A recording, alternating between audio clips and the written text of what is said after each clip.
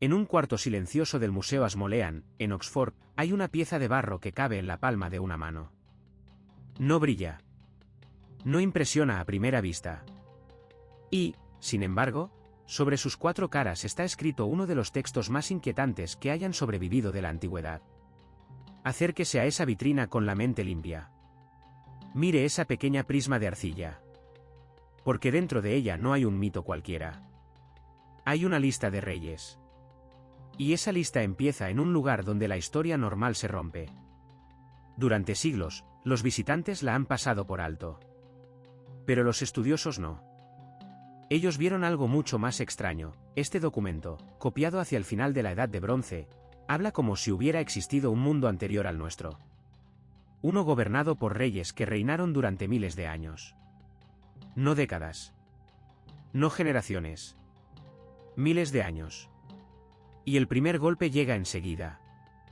Después de que la realeza descendió del cielo, se estableció en Eridu. Esa frase no suena a contabilidad.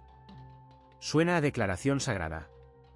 Suena a un país recordando un origen que no cabe en ningún calendario humano. La llama se enciende ahí.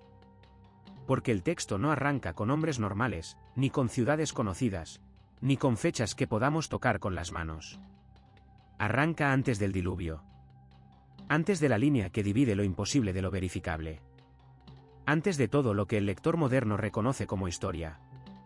Piense en eso por un momento. Un escriba antiguo, sentado con su caña y su arcilla húmeda, decidió dejar constancia de reyes que gobernaron 28.000 años, 36.000 años, 43.000 años. Números que hoy parecen un delirio. Pero él los escribió con total seriedad. No era un poeta perdido. No era un visionario en trance. Era un funcionario. Y eso vuelve todo más oscuro. El texto es conocido como la lista de reyes sumerios. La versión más famosa es la llamada Prisma Bell Blundell, conservada en Oxford. Su estructura es simple, casi fría. Ciudad. Rey. Duración del reinado. Luego otra ciudad. Otro rey. Otro número. Y otra vez. Como si alguien estuviera pasando revista a los dueños del mundo. Pero cuanto más avanza, más raro se vuelve. Porque, al principio, los reinados son absurdamente largos. Al-Ulim aparece ligado a Eridu con 28.800 años. Después viene otro nombre, y luego otro, y otro más. La secuencia parece no tener vergüenza de su propio exceso. No intenta esconderlo. Hasta que aparece el gran corte. Entonces llegó el diluvio. Deténgase ahí. Esa sola frase parte el documento en dos. Antes del diluvio, los reyes viven en una escala imposible. Después del diluvio, todo encoge. Primero miles de años. Luego cientos. Más tarde, duraciones que un historiador sí puede reconocer. 30 años. 40.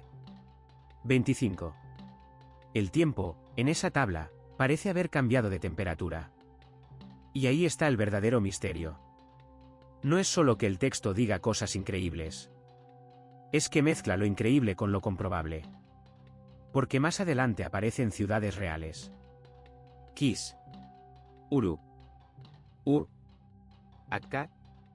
Lugares excavados por arqueólogos, capa sobre capa, con tablillas administrativas, ladrillos sellados y restos que sí resisten el escrutinio. Cuando la lista entra en esa zona, el suelo se vuelve firme. Nombres como Ur-Nammu ya no flotan en la niebla. Se pueden cruzar con inscripciones, con ruinas, con cronologías aceptadas.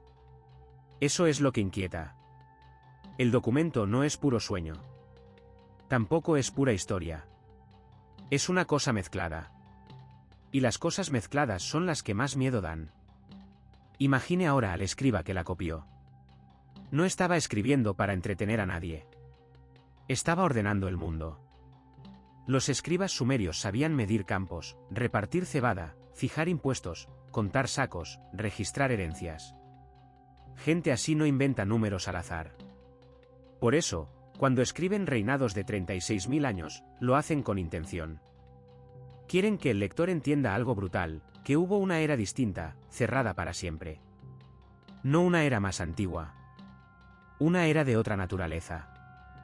Y aquí conviene detenerse un instante, porque esta es la pregunta que sostiene todo el asunto. Si esa lista era tan importante, si se copiaba en varias ciudades y servía para legitimar dinastías, ¿por qué conservar también a reyes imposibles? ¿Por qué guardar junto a los gobernantes que enferme Bels a otros que parecen nacidos del humo? Mire esa contradicción con calma. Es el corazón del enigma. La respuesta fácil es decir que todo es símbolo. Que los números enormes son solo una forma de hablar de grandeza. Que los antiguos usaban ciertas cifras repetidas, ligadas a su sistema numérico de base 60, para marcar tiempos sagrados. Y es cierto que en Mesopotamia el 60 tenía un peso enorme. 36.000, por ejemplo, cae dentro de ese mundo de multiplicaciones grandiosas. Todo eso es real. Pero el símbolo no explica por qué el documento fue tratado como un registro serio. No explica por qué generaciones de poder lo conservaron. No explica por qué, cuando llega a los reyes históricos, acierta en ciudades, secuencias y contextos. No explica por qué alguien quiso unir, en una sola columna de arcilla, la memoria verificable con una edad anterior al diluvio. Vea la escena completa en su mente. Una sala de escribas. Tabletas húmedas alineadas sobre una mesa. Un hombre marcando nombres de ciudades que existieron de verdad. Otro revisando listas de reyes. Afuera, el calor de la llanura. Dentro, el sonido seco de la arcilla siendo raspada. Y en medio de ese trabajo práctico, casi doméstico, la afirmación más extraña posible: la realeza cayó del cielo. Eso no se escribe por accidente. Por eso la lista de reyes sumerios sigue provocando incomodidad. Porque parece hecha por hombres que conocían demasiado bien la mecánica del poder como para ser ingenuos, y al mismo tiempo aceptaban una historia del mundo que hoy nos deja helados. No estaban separando leyenda y archivo. Estaban cosiéndolos. Y ese hilo, precisamente, es el que no se rompe. Ahora piense en el otro lado del corte. Después del diluvio, el mismo texto se vuelve más corto, más cercano, más humano. Como si la vida se hubiera encogido de golpe. Como si algo hubiera barrido la escala del pasado y obligado a la civilización a empezar de nuevo, con menos esplendor y más memoria. Un mundo anterior. Otro después. Y entre ambos, el agua. Ese detalle cambia todo. Porque el diluvio no aparece como un simple fondo decorativo. Aparece como una pared. Como una frontera civilizatoria. Antes de ella, hay reyes de duración imposible. Después, hay reyes que sí dejan huella en la tierra. La lista parece decirnos que el tiempo mismo se partió en dos. Escuche eso de nuevo. El tiempo se partió en dos. Y todavía queda algo más inquietante. El texto no fue escondido en un templo secreto ni enterrado por una secta. Fue copiado, administrado y transmitido por funcionarios de una cultura que entendía el valor de registrar. Gente de archivos. Gente de sellos. Gente que dejaba constancia de todo. Si ellos pusieron ahí a esos reyes, fue porque esa memoria tenía función. Quizá una función política. Quizá religiosa. Quizá ambas. Lo cierto es que, cuando uno abre este documento, no encuentra una fantasía improvisada. Encuentra una civilización mirándose al espejo y viendo, detrás de sí, un pasado demasiado grande para ser humano. Y ese reflejo es el que nos persigue desde hace milenios.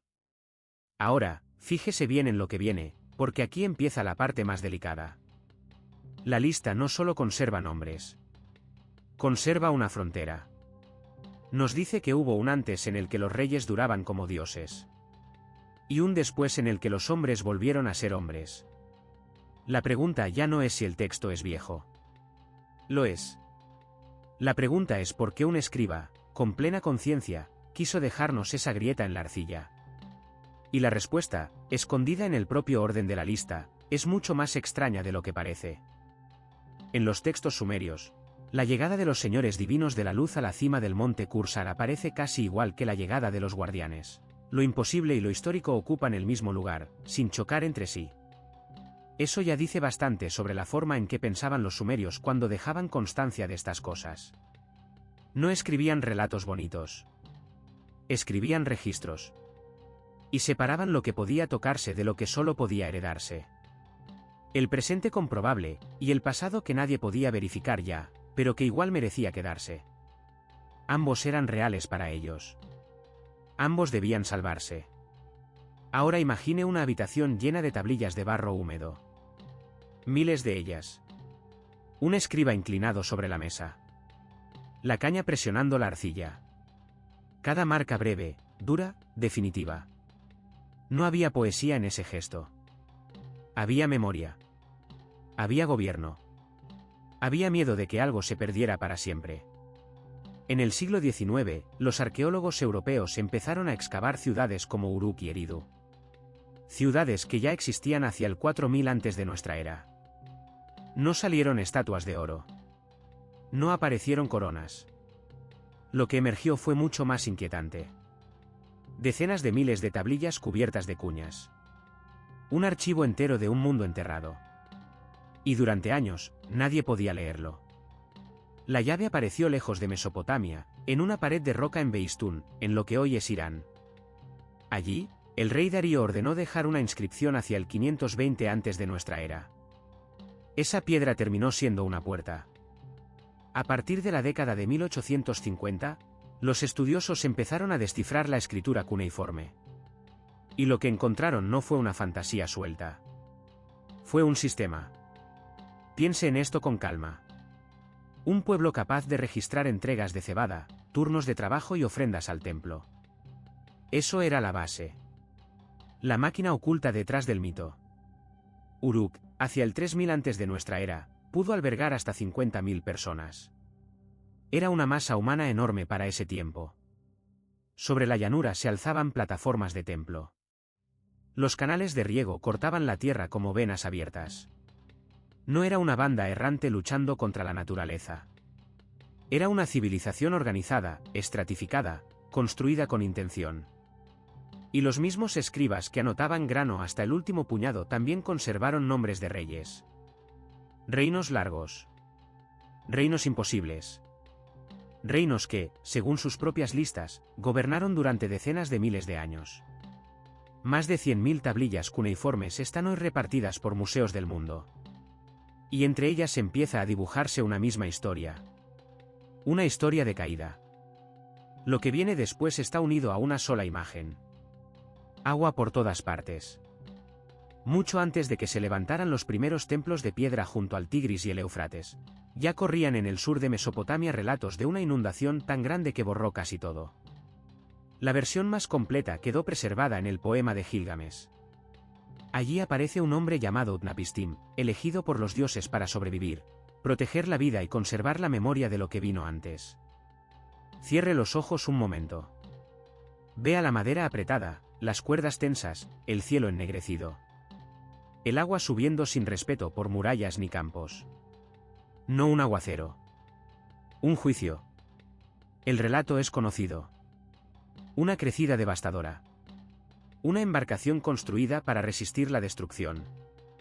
Un único sobreviviente encargado de llevar el recuerdo al otro lado. Y eso es lo que vuelve al texto tan inquietante. Porque no se presenta como una metáfora. Se presenta como una herida. El poema de Gilgamesh es anterior al Génesis hebreo por varios siglos. Eso ya lo vuelve importante. Pero la arqueología encontró algo más duro. Encontró suelo movido por el agua. En Shuruppak, una de las 5 ciudades mencionadas en la lista real anterior al diluvio, se descubrió una capa de asentamiento enterrada bruscamente bajo barro y limo. Los restos apuntan a una gran inundación hacia el 2900 antes de nuestra era. No es una idea vaga. Es tierra acumulada de golpe, como si alguien hubiera arrojado una manta espesa sobre la ciudad. En Ur, las capas profundas muestran episodios de inundación repentina durante el periodo dinástico temprano. Y en el sur de Irak, la datación de los sedimentos señala eventos bruscos de depósito, ocurridos entre el 2900 y el 2700 antes de nuestra era. No hablamos de una lluvia común. Hablamos de cambios violentos, de una tierra que quedó sepultada de un día para otro.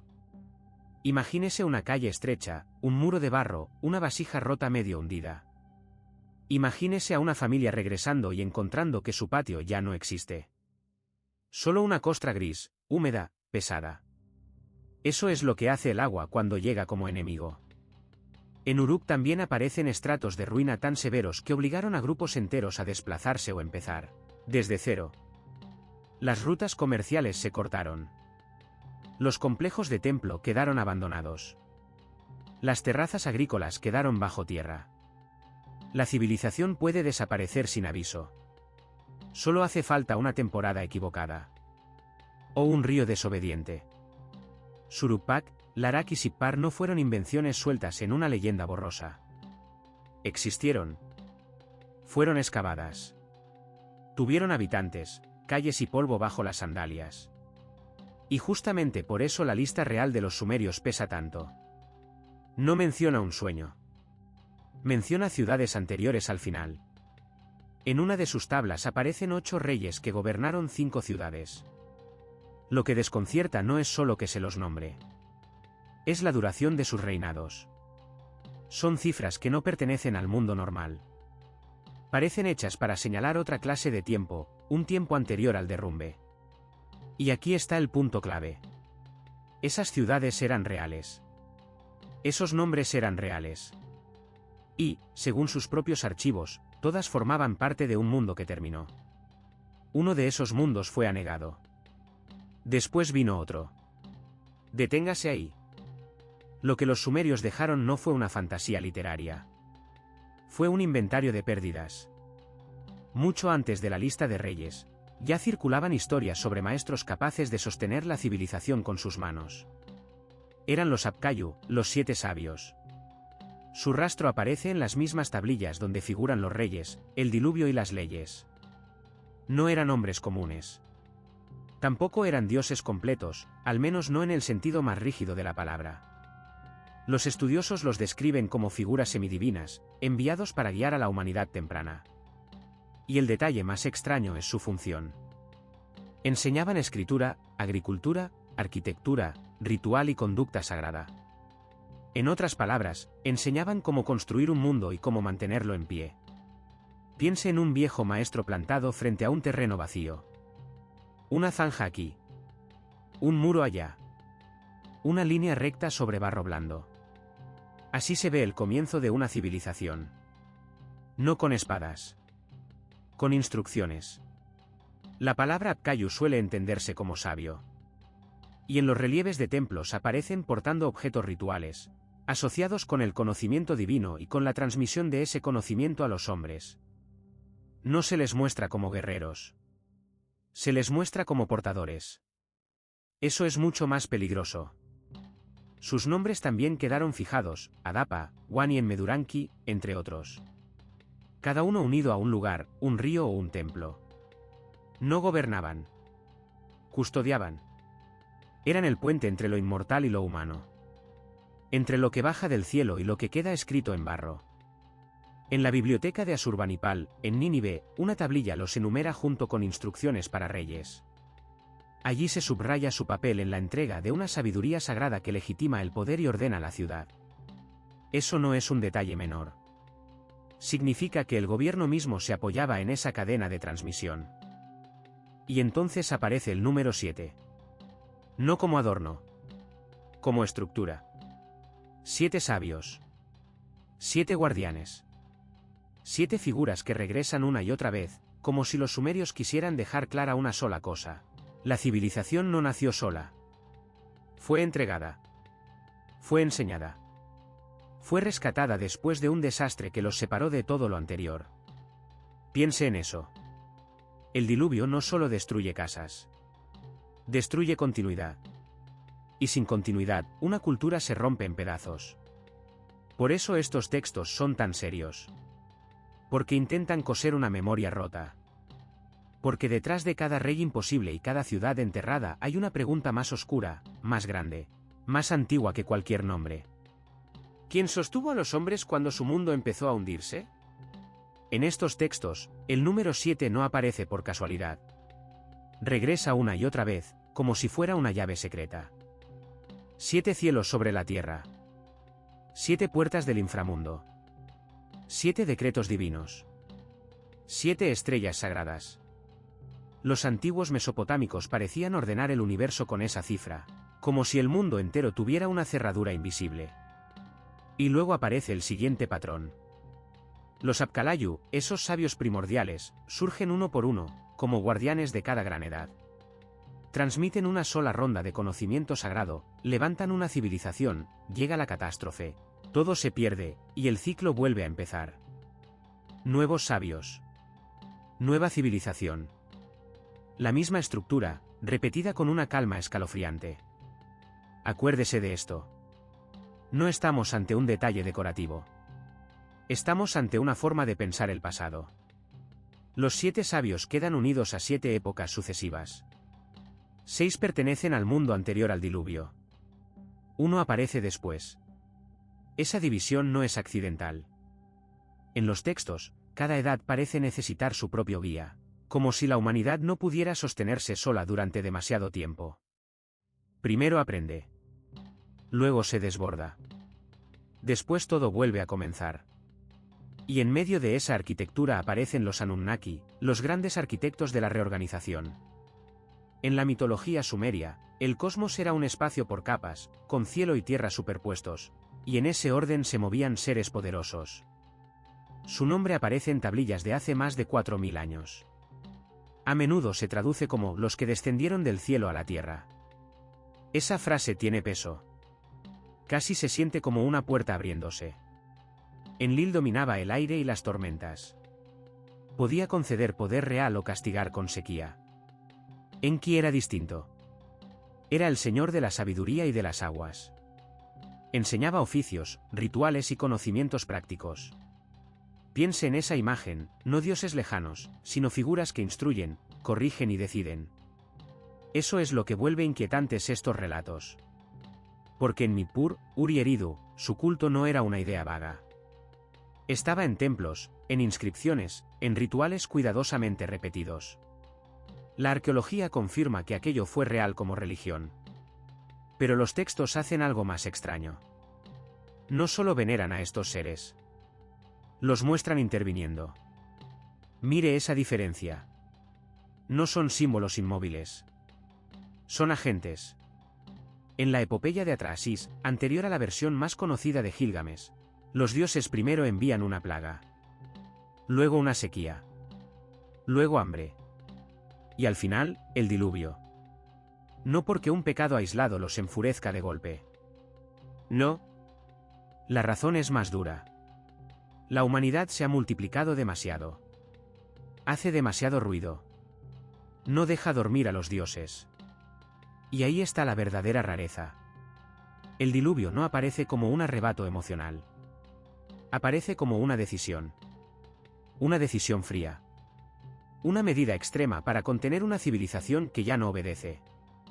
Imagínelo por un momento. Noche cerrada. El aire inmóvil. Los campos secos. Las familias esperando una señal que no llega. Luego, otra vez, la presión del hambre. Después, el agua subiendo. Todo en etapas. Todo planeado. No se trata de un único golpe de ira. Se trata de una serie de correcciones. La historia de Atrahasis resulta más extraña que la de Gilgamesh por eso mismo. Porque no cuenta una sola caída, sino 3 intentos de frenar a la humanidad. Primero la plaga. La gente resiste. Luego la sequía. La gente resiste otra vez. Finalmente, el diluvio. Cuando nada más funciona, llega la destrucción total. Una pausa. Escuche bien. Eso ya no parece simple mito moral. Parece política divina. Los dioses no se sorprenden con la inundación. Los sabios tampoco parecen sorprendidos por su final. En la lista real, el mundo anterior al diluvio se narra con una frialdad administrativa casi perturbadora. Como si alguien estuviera registrando una época histórica, no inventando un cuento. No hay histeria. No hay énfasis innecesario. Solo orden. Ciudades. Reyes. Duración. Ruina. Y allí aparece otra capa del misterio. La lista menciona 5 ciudades del tiempo anterior al diluvio: Eridu, Bat Tibira, Larak, Sippar y Suruppak. 5 lugares. 8 reyes. Y un reinado total imposible de imaginar, cientos de miles de años. Después llega el agua. Y todo reinicia. Eso es lo que importa. No la exageración numérica.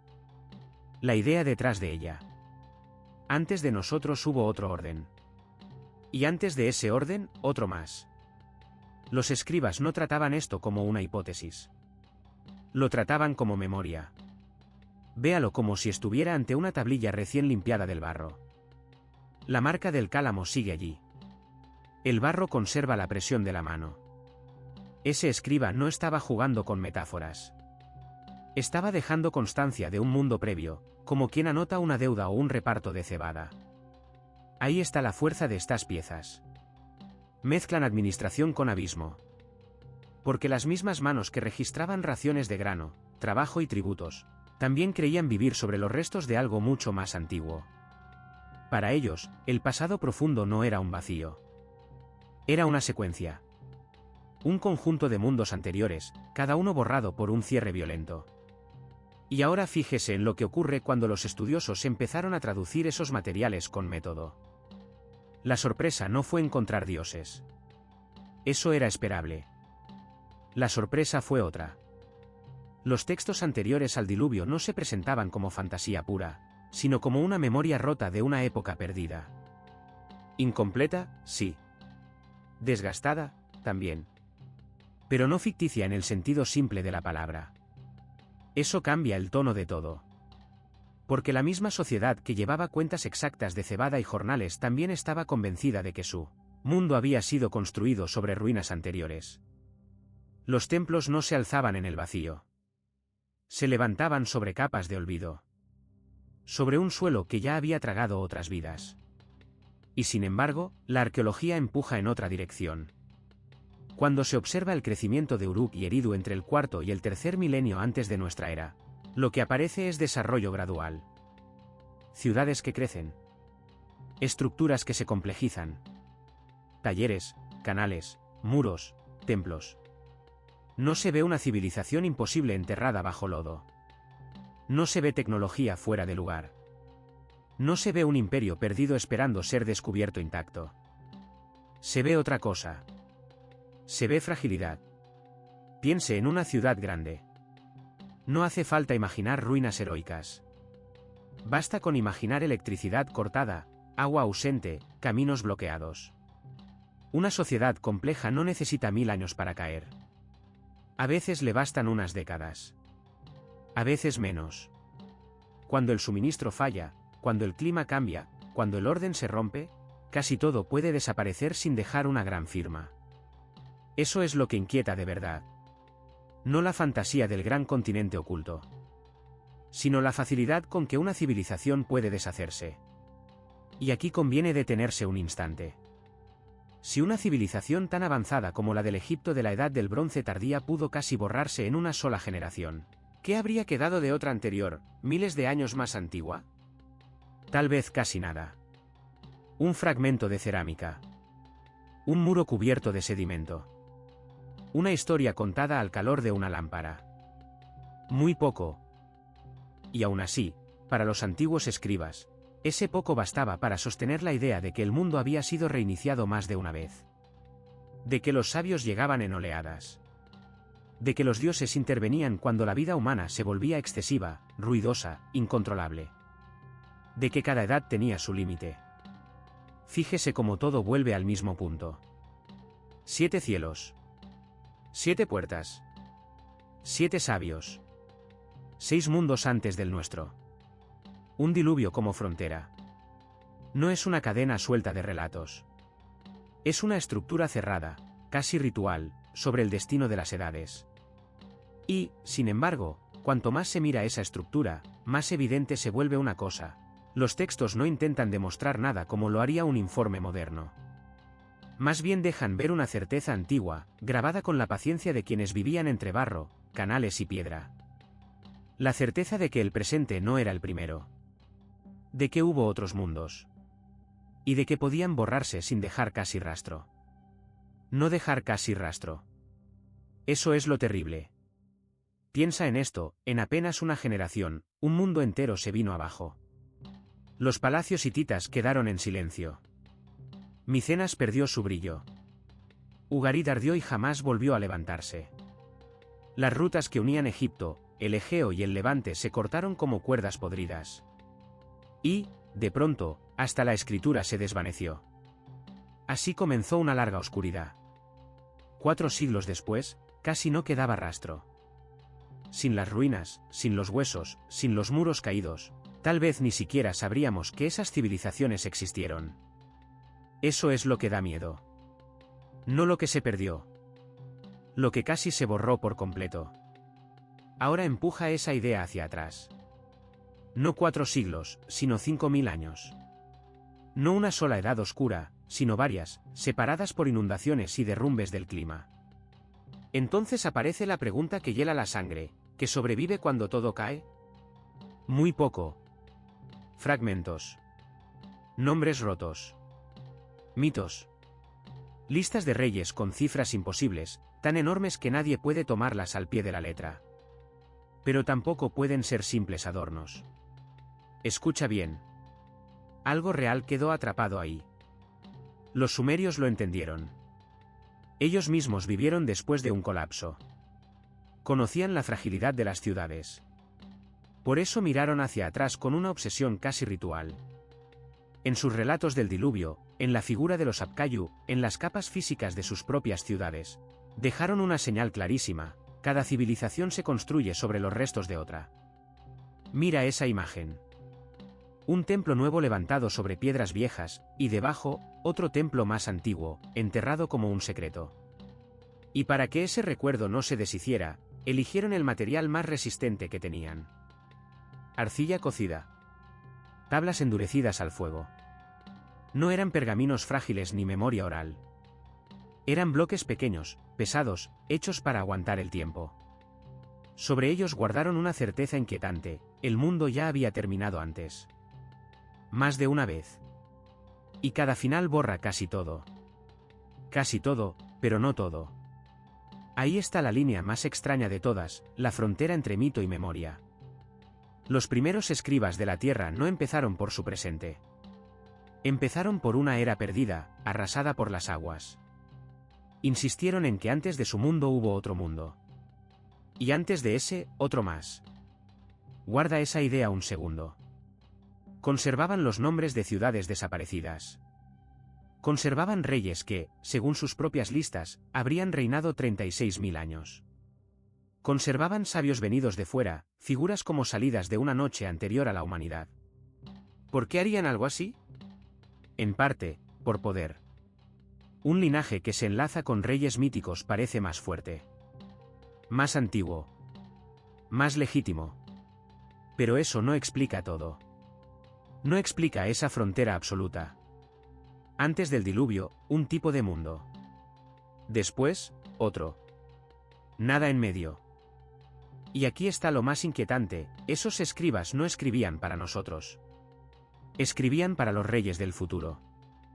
Para que entendieran que el suelo bajo sus pies no era el principio de nada.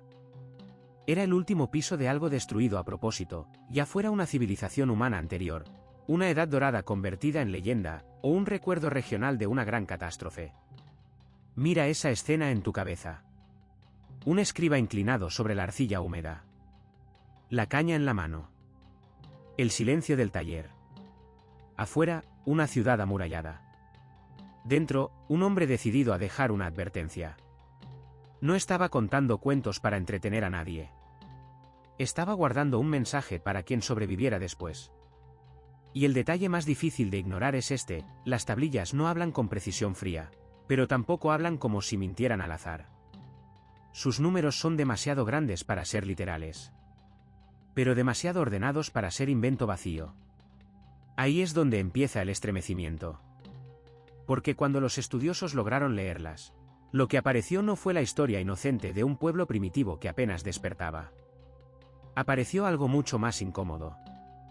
Una civilización que se veía a sí misma como heredera, no como origen. Una civilización que sospechaba que antes de ella hubo otra cosa. Y que después de ella, también podría venir el vacío. Esa es la verdadera herencia de esas tablillas. No una cronología perfecta. No un calendario limpio. Sino una cicatriz. La memoria de que el mundo puede romperse, y de que casi todo lo que amamos desaparece con él. Y todavía queda una última imagen. Una tablilla oscura, recién salida del fuego, con signos apretados en su superficie.